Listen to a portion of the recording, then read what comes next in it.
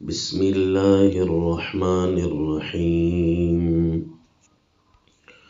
ومن الناس من يجادل في الله بغير علم ويتبع كل شيطان مريد كتب عليه أنه من تولاه فأنه يضله ويهديه إلى عذاب السعير۔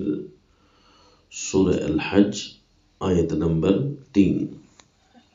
وَمِنَ النَّاسِ مَن يُجَادِلُ فِي اللَّهِ، لوگوں میں سے وہ بھی ہے جو اللہ کے معاملے میں جھگڑتا ہے بغیر علم، بغیر دلیل کے، باوجود اس کے کہ اس کے پاس کوئی دلیل بھی نہیں ہے، پھر بھی اللہ کے معاملے میں جھگڑتا ہے۔ توحید کا معاملہ ہو اللہ کا، قرآن کا معاملہ ہو اللہ کا، قیامت کا کوئی بھی حکم ہو، قیامت کے امور ہوں، ان میں یہ لڑتے ہیں اور بحث کرتے ہیں، لڑائی کرتے ہیں، کوئی دلیل نہیں ہوتی، صرف باتیں ہی باتیں ہیں۔ تو وہ کیوں لڑ رہے ہیں؟ وَيَتَّبِعُ كُلَّ شَيْطَانٍ مَرِيدٍ، کیونکہ ہر سرکش شیطان کے پیچھے چل رہے ہوتے ہیں۔ یعنی اللہ کی کوئی بھی واضح بات ہو، اس کی واضح حقیقت ہو، توحید ہو، قیامت ہو، رسالت ہو، قرآن ہو، اس میں وہ جھگڑتے ہیں خواہ مخواہ۔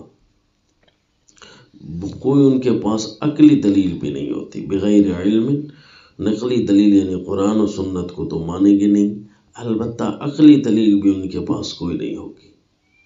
وَيَتَّبِعُ كُلَّ شَيْطَانٍ، شیطان کے پیچھے چلنے سے مراد یعنی مشرکین کے دلوں میں مختلف قسم کے وسوسے اور شبہات پیدا کر کے ان کو توحید اور ایمان بالآخرت سے ہٹانے کی کوشش میں لگا رہتا ہے یہ شیطان، اور پھر یہ ہر شیطان کے پیچھے چلنا شروع کر دیتے ہیں۔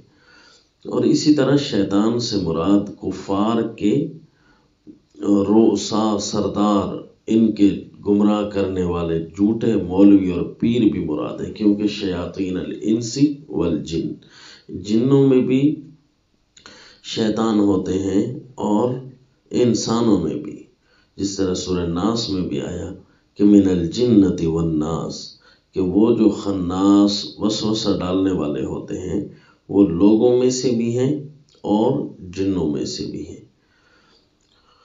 تو یہ سردار اور یہ بڑے اور یہ رؤسائے مشرکین اپنے ماتحتوں کو کفر شرک کی دعوت دیتے ہیں، ان کے ذہن میں توحید کے بارے شکوک و شبہات پیدا کرتے ہیں اور وہ یہ لڑنے لگ جاتے ہیں۔ پھر لوگ ان کے پاس کوئی دلیل نہیں ہوتی، شکوک و شبہات وہی ہوتے ہیں جو شیطان نے ڈالے ہیں۔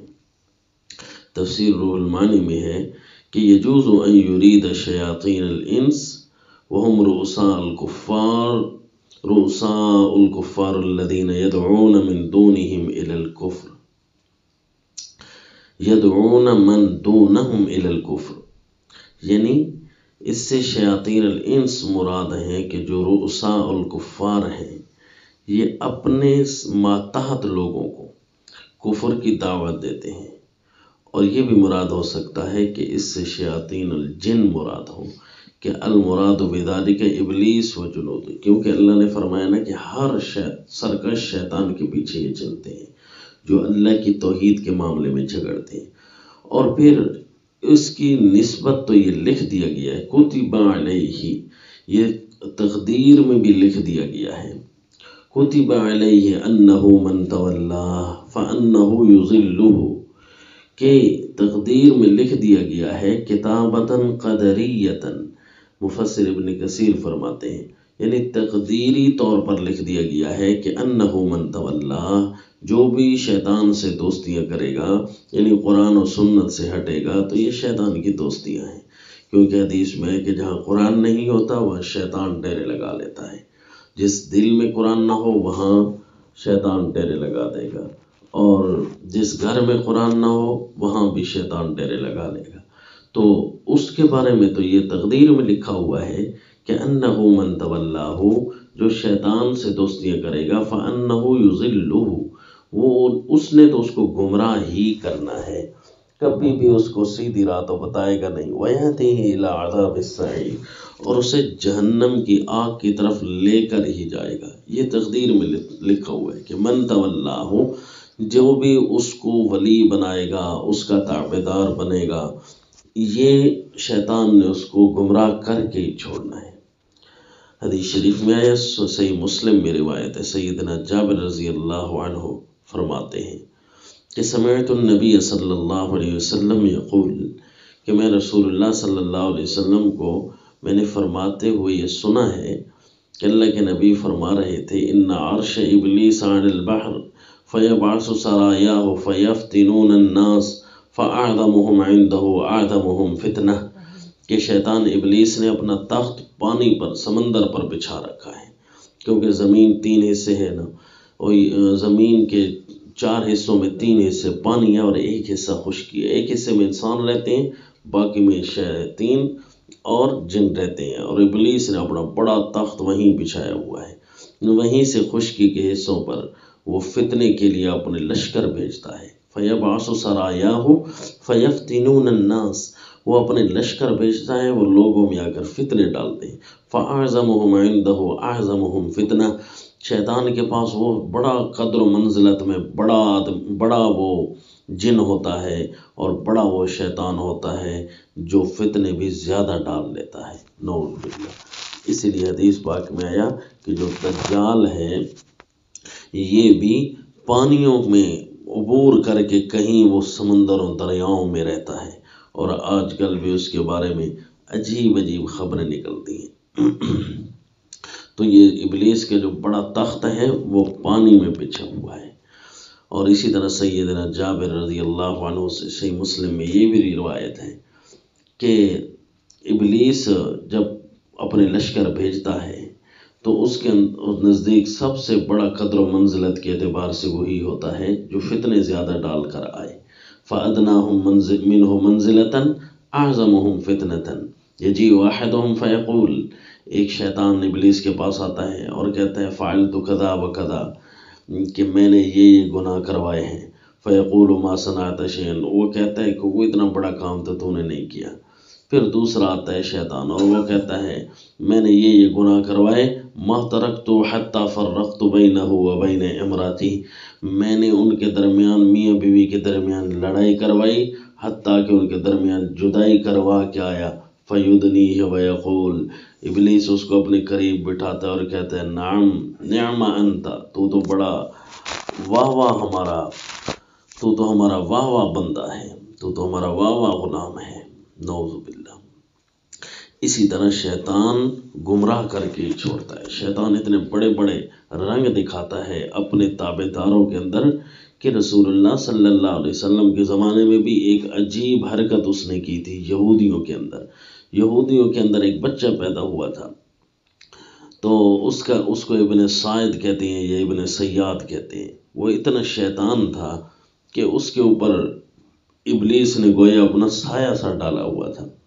صحیح مسلم میں ہے کہ لقیہ رسول اللہ صلی اللہ علیہ وسلم و ابو بکر و عمر فی بعض طرق المدینہ، مدینہ میں کہیں راستے پر جا رہے تھے رسول اللہ صلی اللہ علیہ وسلم اور سیدنا فاروق اعظم اور سیدنا صدیق اکبر رضی اللہ عنہما، یہ بھی ساتھ جا رہے تھے، تو سامنے ابن سعید آ رہا تھا، وہی بچہ جو یہودیوں کا تھا اور جس پر ابلیس نے اپنا رنگ جمایا ہوا تھا۔ فقال له رسول اللہ صلی اللہ علیہ وسلم، تو اللہ کے رسول نے فرمایا اتشہد انی رسول اللہ، کیا تو یہ گواہی دیتا ہے کہ میں اللہ کا رسول ہوں؟ اتشہد انی رسول اللہ، کیا تو یہ گواہی دیتا ہے کہ میں اللہ کا رسول ہوں؟ تو اس نے آگے جواب دیا اتشہد انی رسول اللہ، کیا آپ بھی گواہی دیتے ہیں کہ میں اللہ کا رسول ہوں؟ نعوذ باللہ۔ اللہ کے رسول نے جب اسے کہا کہ تو گواہی دیتا ہے کہ میں اللہ کا رسول ہوں، تو وہ کہتا ہے آپ گواہی دیں کہ میں اللہ کا رسول ہوں۔ تو رسول اللہ صلی اللہ علیہ وسلم نے فرمایا آمنت باللہ و ملائکتہ و کتبہ، میں تو اللہ کو بھی مانتا ہوں، فرشتوں کو بھی مانتا ہوں، اللہ کی ساری کتابوں پر بھی ایمان لایا ہوں۔ ما ترا، تجھے کیا نظر آتا ہے؟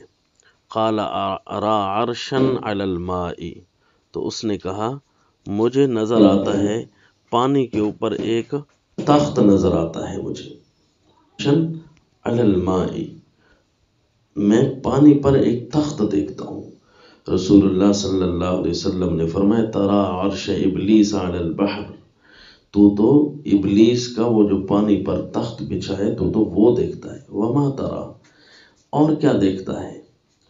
اس نے کہا ارا صادقین و کاذبا او کاذبین و صادقا، اس نے کہا دو سچوں اور ایک جھوٹے کو دیکھتا ہوں، یا کہا کہ دو جھوٹے اور ایک سچے کو دیکھتا ہوں، یعنی بھول گیا۔ تو رسول اللہ صلی اللہ علیہ وسلم نے فرمایا لبس علیہ دعوہ، اس کے اوپر اس کا معاملہ مل جل گیا ہے، اس کو کوئی سمجھ نہیں آ رہی، اس کو چھوڑو، دفع کرو۔ کیوں جی؟